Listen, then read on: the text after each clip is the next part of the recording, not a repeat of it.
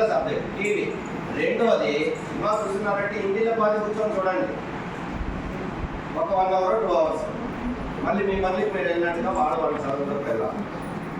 వాడు ఏం చేస్తున్నాడు, ఎలా ప్రవర్తిస్తున్నాడు, ఎలా ఆలోచిస్తున్నాడు. రెండోది ఏంటంటే కుటుంబంలో చాలా మంది ఆర్థిక పరిస్థితులు, మా కష్టాలు మా పిల్లలు తెలియకూడదనుకుంటారు. చాలా తక్కువ.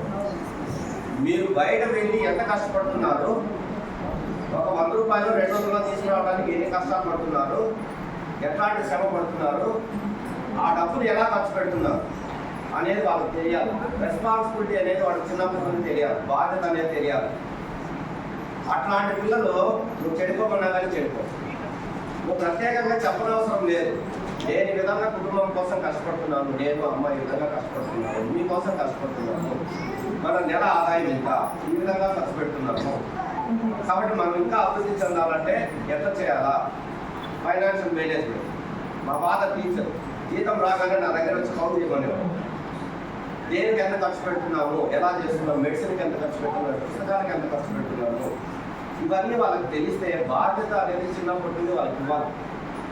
మన ఇండియాలోనే కానీ ఫారెన్లో అయితే 10th తర్వాత వాడు ఇంట్లో ₹1 తీసుకొని బయట ఏదో ఒక జాబ్ చేసుకొని వాడు సంపాదించుకొని చదువుకుంటాడు. సరే మనకు ఆ పరిస్థితి లేవు. మనం 30 సంవత్సరాల వరకు వాడు పెళ్లి కాలేదంటే మనమే సాగుతుంటాం. అది తప్పదు. వాడికి ఫైనాన్షియల్ రెస్పాన్సిబిలిటీ ఉండాలా, సోషల్ రెస్పాన్సిబిలిటీ ఉండాలా. వాడు ఏం కావాలనుకుంటున్నాడో వాడికి ఎప్పుడు తెలుస్తుంది, మన కష్ట సుఖాలు వాడికి తెలిసినప్పుడు తెలుస్తుంది. వాళ్ళ దగ్గర కూర్చొని అన్నం తినేటప్పుడు 10 నిమిషాలు మన కుటుంబం గురించి మాట్లాడండి. చదువుకుంటే ఏమవుతుందో చెప్పండి. అందరూ కలిసి భోంచేయండి. ఫస్ట్ అది ఇంపార్టెంట్. ప్లస్ ఇప్పుడు 8th క్లాస్లో ఉన్న వాళ్ళని మీరు జాగ్రత్తగా కనపట్టించుకుంటే, ఇప్పుడు MMS లో 40కే వచ్చింది, కానీ 20 మంది ఈ టెస్ట్ రాశారు. అంతా 1-2 మార్కుల్లో పోయారు. 1-2 మార్కుల్లో పోయారు. అంటే వాళ్ళ కాంపిటీషన్ అనేది ఎలా ఉంటుందో తెలుసు వాళ్ళకి. గెలిచిన వాడు ఏమి నేర్చుకోలేడు, ఓడిపోయిన వాడు చాలా నేర్చుకుంటాడు. ఎప్పుడు నేర్చుకుంటాడు, అరే నువ్వు ప్రయత్నించావు, చాలా వరకు సక్సెస్ అయ్యావు, ఇదే నువ్వు కృషి చేస్తే 10th క్లాస్లో ఆ పై వచ్చే క్లాస్లో నీకు మంచి పొజిషన్కి వెళ్తావు మీరు ప్రోత్సహించినప్పుడు. ఇప్పుడే సార్ వాళ్ళు చెప్పారు, ఇదే టీచర్స్ ఒక 3 years క్రితం కూడా ఉన్నారు. అప్పుడు చేయలేనటువంటి వర్క్ ఇప్పుడు ఎందుకు చేస్తున్నారో, అప్పుడు మాకు ప్రోత్సాహం లేదు. ఇప్పుడు హెచ్ఎం మేడం ప్రోత్సహిస్తున్నారు. గంట పని చేసేవాడు 2 hours పని చేస్తాడు, 4 hours కూడా పని చేస్తాడు. కాబట్టి మీ పిల్లలకు మీరు అందించాల్సింది ఏంటి, ప్రోత్సాహం. తిట్టడం కంటే కూడా ప్రోత్సహించినప్పుడు వాళ్ళ పాజిటివ్ థాట్ వస్తుంది. ఇలా చదువుకుంటే ఇలా వెళ్తావు. మీ ఊర్లోనే బాగా చదువుకున్న వాళ్ళు ఉంటారు, నారాయణపురం ఉంది, మురళీ సాధన లాంటి వాళ్ళు ఉంటారు. చదువుకోవడం వల్ల ఆయన స్టేజ్కి వెళ్ళాడు. మీ దగ్గర డబ్బులు ఉండొచ్చు, ₹1,00,00,000 ఉండొచ్చు. ఒక బట్టల షాప్లోకి వెళ్తే వాళ్ళు మాకన్నా చాలా ఎక్కువ సంపాదిస్తారు, కానీ మేము వెళ్తే ఆ చదువుకి వాళ్ళు రెస్పెక్ట్ ఇస్తాం.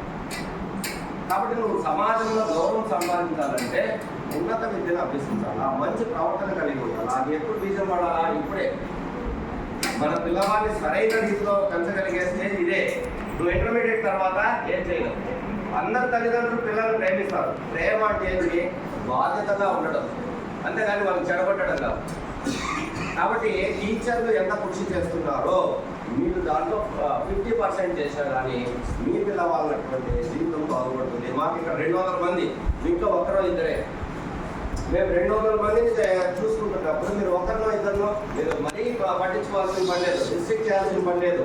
వాళ్ళతో కూర్చొని మన కుటుంబం గురించి చెప్పండి.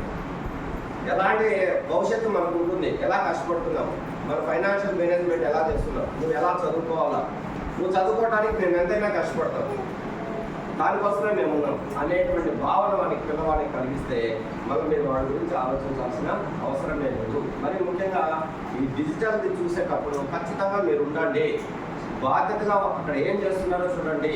రెండో విషయం, రీడింగ్ రైటింగ్ లేదు, చదవడము రాయడము లేదు. ఈ డిజిటల్ వచ్చిన తర్వాత అంత విజువలే, చూడటమే.